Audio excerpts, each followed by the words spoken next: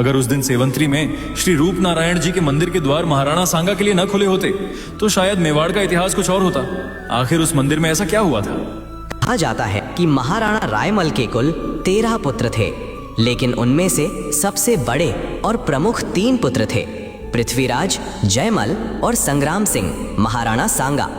तीनों भाइयों के बीच हमेशा इस बात को लेकर विवाद रहता था कि पिताजी के निधन के बाद मेवाड़ का अगला महाराणा कौन बनेगा।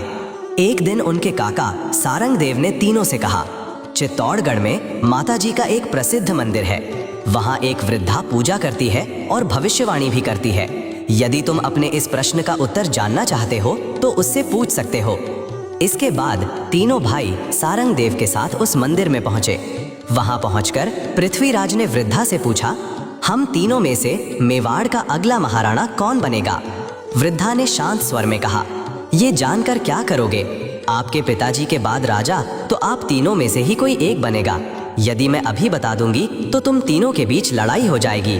वृद्धा की बात सुनकर पृथ्वीराज क्रोधित हो गया। उसने अपनी तलवार म्यान से निकाल ली और गुस्से में बोला, ए बुढ़िया, सच सच बता कि हम तीनों में से राजा कौन बनेगा, वरना मैं तुझे जान से मार दूंगा।